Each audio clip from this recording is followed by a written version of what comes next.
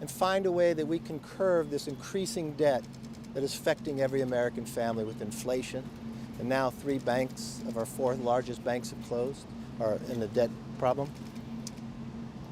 Nothing has changed since then. The only thing that has changed is the House has raised the debt ceiling and passed the bill. That's why we had a meeting today. Everybody in this meeting reiterated the positions they were at. I didn't see any new movement. The president said the staff should get back together, but I was very clear with the president. We have now just 2 weeks to go. If Chuck Schumer could pass something, we'd go to conference right away and solve that.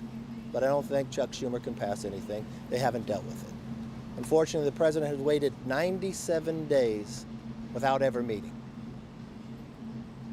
Every day I asked, could we meet? And he said no. The House has raised the debt ceiling in a responsible manner, curb our spending at the same time, bring us economic growth. And I asked the president this simple question. Does he not believe there's any place we could find savings? He signed a bill that the House passed, became law, that the pandemic is over. We have $50 to $60 billion that have sat out there that's been appropriated for more than 2 years that we could pull back and save the taxpayer money. We could put in growth packages that help us economically, cutting the red tape so we could build things in America again.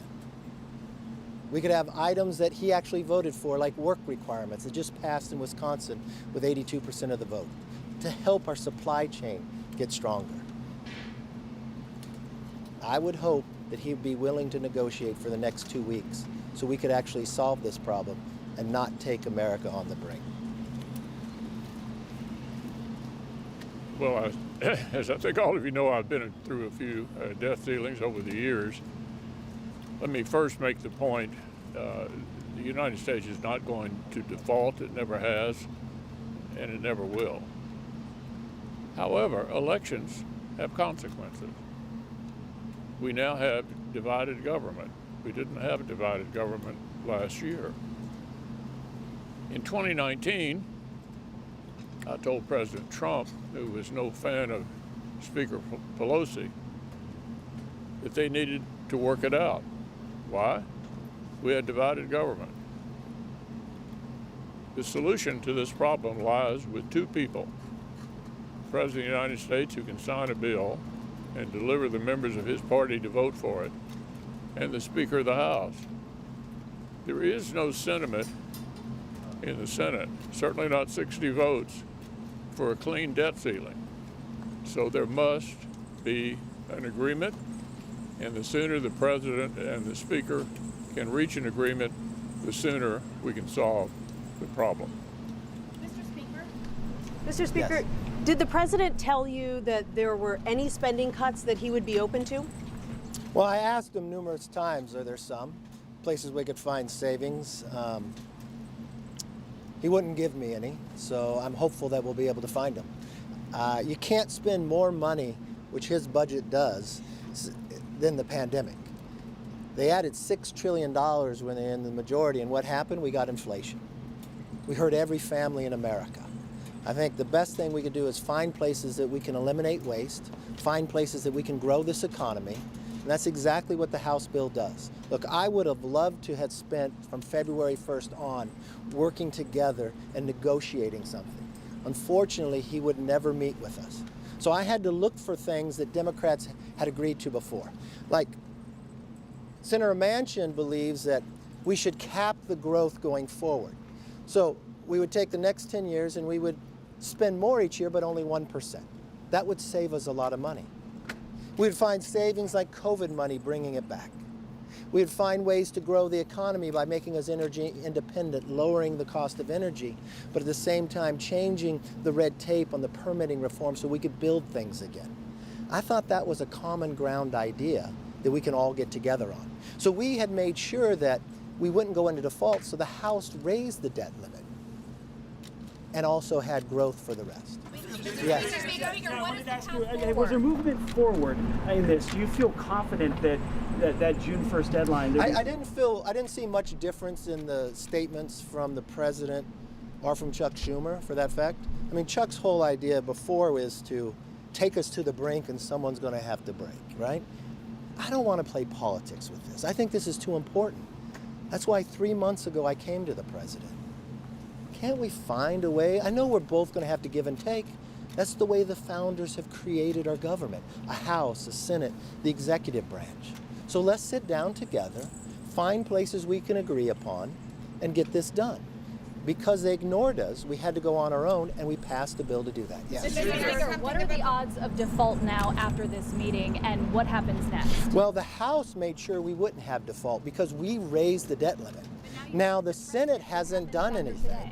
Well, the Senate hasn't done anything. That would come down really to Chuck Schumer and the president. The House made sure we wouldn't default. We are ones who raised the debt limit. We've sent it to the Senate. We've sat with the president. I've tried to for 97 days. He has said no. I think the only reason we are actually here today is because we passed something. But I hope you only got about 2 more weeks to try to get this done. Mr. Speaker, Congress does have the purse strings here. And if you are not able to prevent default, are you prepared to own this? Well, I don't see how we would own it if we raised the debt limit.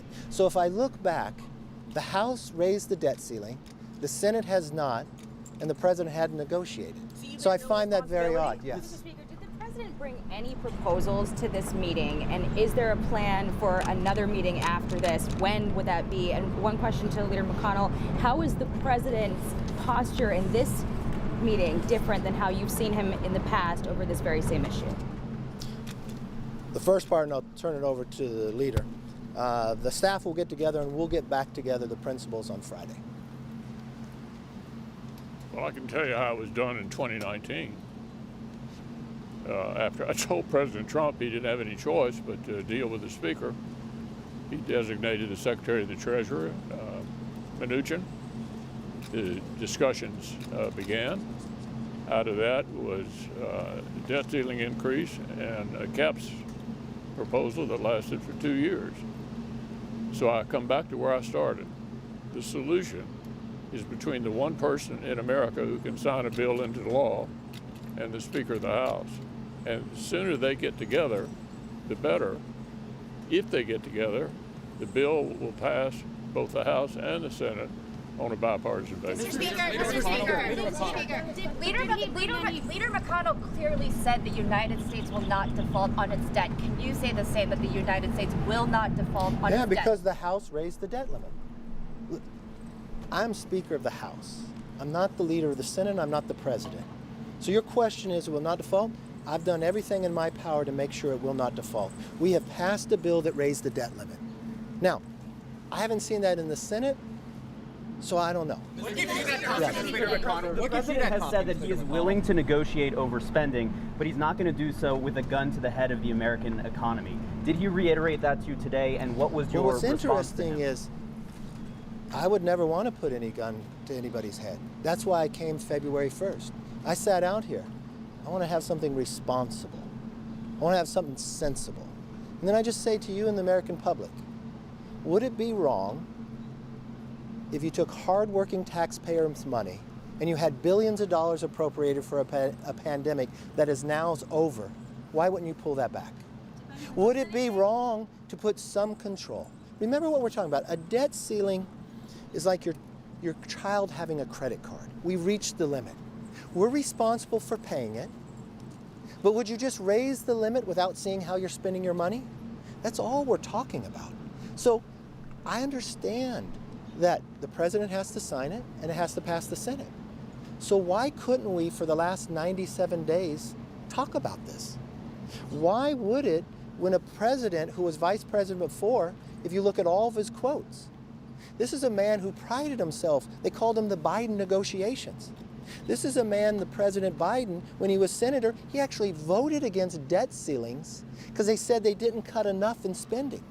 This is a president who, when he was vice president, Joe Biden, when it was a $14 trillion debt, said, we have to do something about this big debt that we have. It is now $31 trillion. I think every single household believes you need to be able to do something responsible and sensible, and that's what we've been trying to do for the last 3 months. Leader McConnell, what gives you that confidence after this meeting, Leader McConnell, that there won't be a default? What does that work? When you said that the U.S. has never defaulted and never will, what gives you that confidence right now to say that? Yeah, look. The United States of America is not going to default. We are having a debate here in conjunction with raising the debt ceiling as to whether or not after dropping $2.6 trillion on the American people in the last Congress on a partisan vote, we ought to have at least some restraint on our spending related to the debt ceiling. And this is not unusual. We've been here before. Debt ceilings have frequently carried other measures. What we have here is we're running out of time. And it's time for the president to get serious and to sit down with the speaker and get a solution. Remember what we're talking about here. No, just for all of you to understand what we're talking about, okay? The Democrats think it's really extreme that we should only spend the next year what we spent 5 months ago. They say it's draconian. What we spent 5 months ago is more than how much President Biden, at that time Vice President Obama, proposed to spend at this time. Were people being hurt? Were people not getting their veteran care? Were people not getting everything they asked for 5 months ago? That is what we're asking for. Is that too much?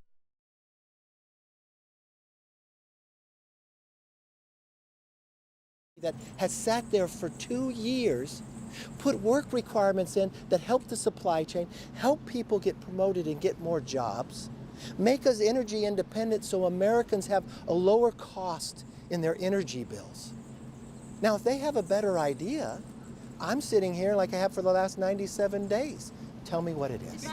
Yes.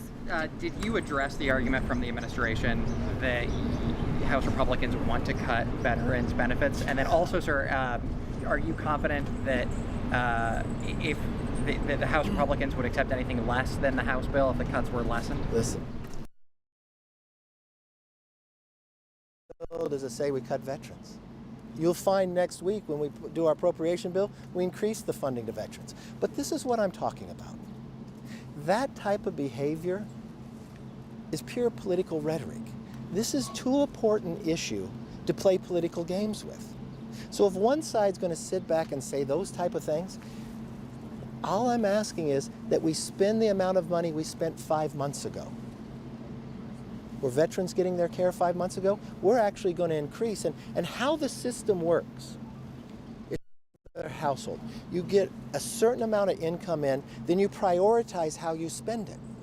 In our appropriation process, Republicans and Democrats alike will get to sit in committee and decide how much to spend. The difference is that we'll spend what we spent 5 months ago, and we can decide what our priorities. So we'll probably look with a fine-tooth comb. Where is there some waste in